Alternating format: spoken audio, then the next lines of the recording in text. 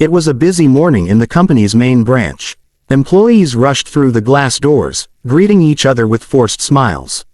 Among them was Lena, a gentle receptionist who had worked there for 3 years.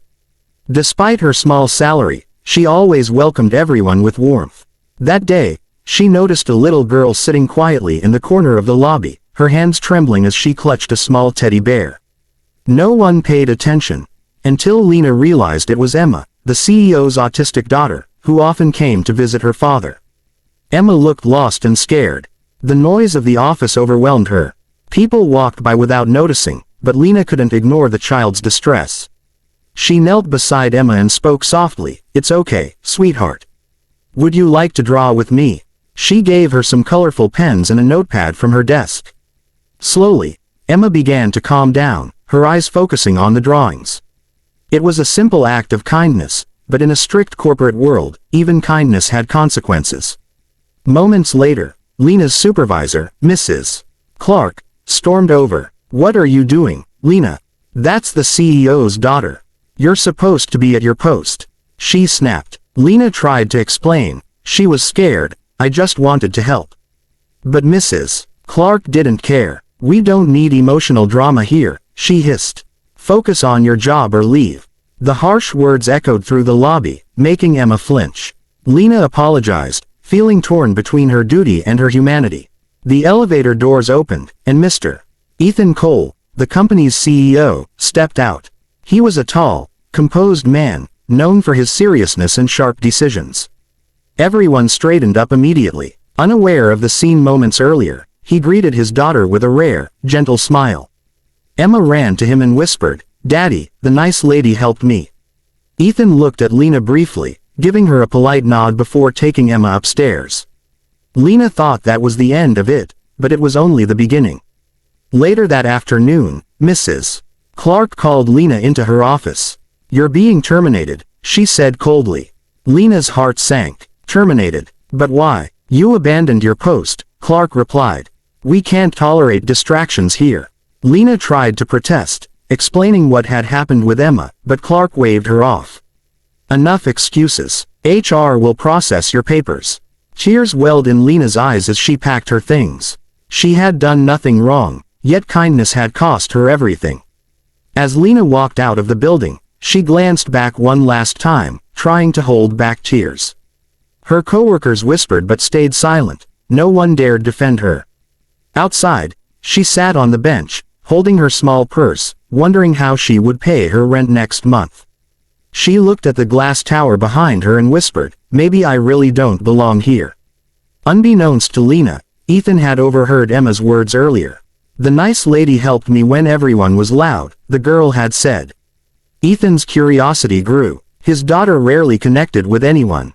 After finishing a meeting, he decided to find out who that nice lady was.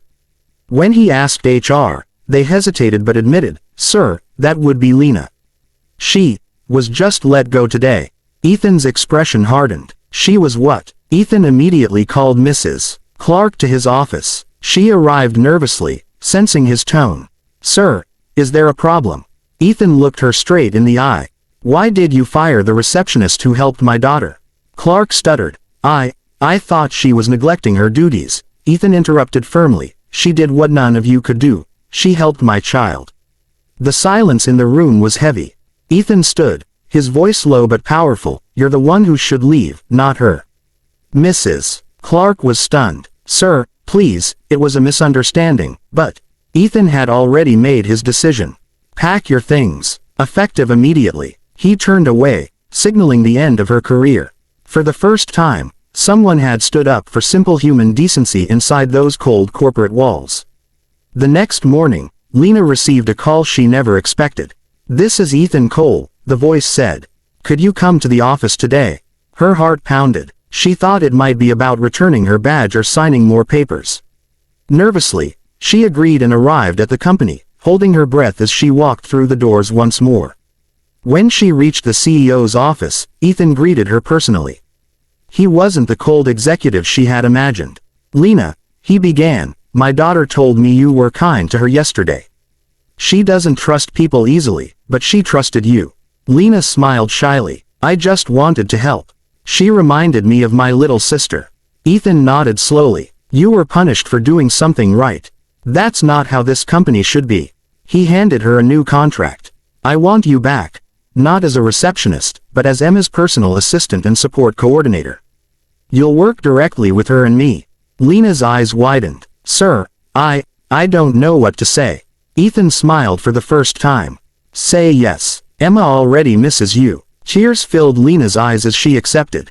From that day forward, Lena became part of Emma's small world. She learned how to communicate through gentle patience and creativity.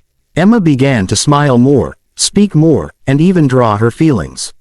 Ethan watched with gratitude, realizing how much difference one person's kindness could make.